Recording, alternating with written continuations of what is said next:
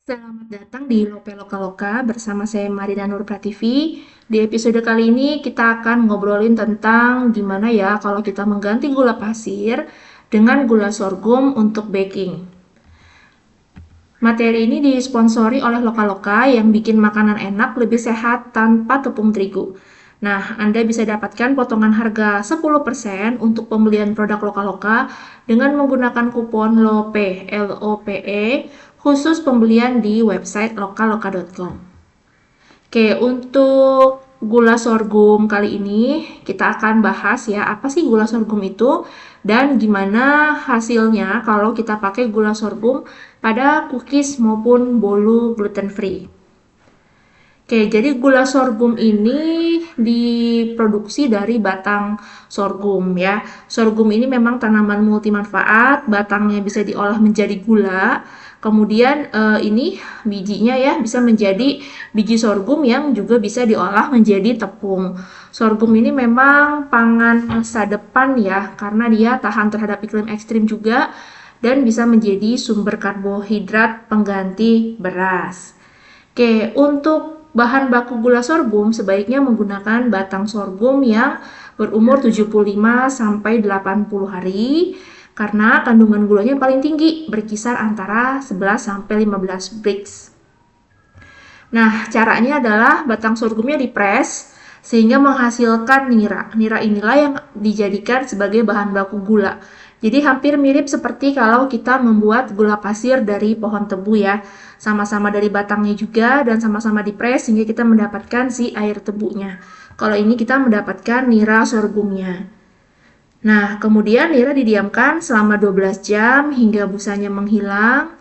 Dari 10 kg nira akan dihasilkan 1 kg gula sorghum cair.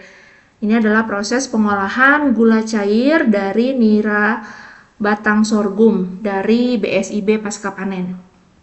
Oke, apa sih kelebihannya gula sorghum kalau dibandingkan dengan gula pasir? Tentunya adalah indeks glikemiknya yang lebih rendah dari gula pasir. Jadi, gula sorghum ini tergolong IG-nya IG rendah. Kalau gula pasir, IG-nya IG sedang. Kemudian cara pakainya, kalau saya sih lebih banyak ya penggunaan gula sorghum dibanding gula pasir. Misalnya di resep menggunakan gula pasir 100 gram, maka saya akan pakai gula sorghum antara 110 sampai 120 gram. Kenapa? Karena gula sorghum ini kurang manis dibandingkan gula pasir. Jadi better kita nambahin dia lebih banyak. Kemudian warnanya maupun aromanya itu tidak terlalu kuat kalau kita menggunakan gula aren atau gula kelapa. Jadi dia lebih mild gitu aromanya si gula sorghum. Kemudian dampaknya ke adonan akan menghasilkan adonan yang lebih berat, tapi tetap bisa mengembang cantik walaupun tanpa bahan pengembang ya seperti baking powder. Kalau dari segi harga emang dia lebih mahal ya, jauh lebih mahal. Sekitar 60 sampai 70 ribu per kilogram. Di pasaran gula sorghum ini dikemas dalam satuan per 500 gram ya, dia sudah bentuknya serbuk, serbuk kecoklatan. Dia warnanya lebih muda dari warna gula aren. Oke, nah ini kita coba penggunaan gula sorghum pada cookies. Ini tipe semprit ya. Rasanya eh, ada aroma dan rasa samar gula sorghumnya memang, meskipun tidak sekuat gula kelapa maupun gula aren. Jadi nggak benar-benar manis gitu doang, tapi ada aroma sorghumnya, rasa dari gula sorghumnya yang masih tertinggal di cookies. Kemudian tentu warna cookiesnya gelap, tapi tekstur cookiesnya, nah ini sama seperti gula pasir. Ya, dan rasanya kurang manis. Berbeda dengan gula singkong. Kalau gula singkong warnanya tetap putih, tapi teksturnya dia lebih chewy, tidak crunchy. Kalau gula sorghum dia bisa crunchy, dia bisa keras begitu ya, tapi tentu akan berubah warna dan aroma. Rasanya sama-sama kurang manis bila dibandingkan dengan gula pasir. Gula singkong kurang manis, gula sorghum juga kurang manis jika dibandingkan dengan gula pasir. Kemudian ini kita coba untuk membuat bolu gulung. Ternyata dia tetap bisa digulung dengan baik, pengembangannya juga oke, Kemudian tekstur bolunya juga lembut ya dan lembab ya. Jadi sama seperti kalau kita menggunakan gula aren atau gula singkong, si bolu-bolu kita tuh dia akan lebih lembab teksturnya.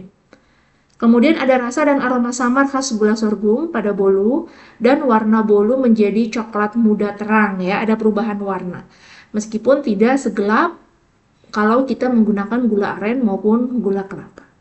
Nah ya, itu pilihan untuk Anda semua kalau ingin menggunakan gula sorghum.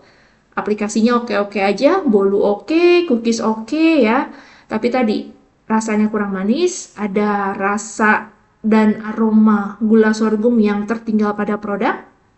Nah, tergantung apakah Anda menginginkan ada rasa dan aroma yang tertinggal itu sebagai kelemahan atau mungkin Anda juga bisa ungkit itu menjadi suatu kelebihan bahwa kue-kue yang Anda hasilkan ini indeks glikemiknya lebih rendah karena menggunakan gula sorghum. Harganya juga cukup mahal tadi ya, sekitar 60 ribuan sampai 70 ribu per kilo. Itu juga tentunya akan mempengaruhi harga jual dari produk Anda.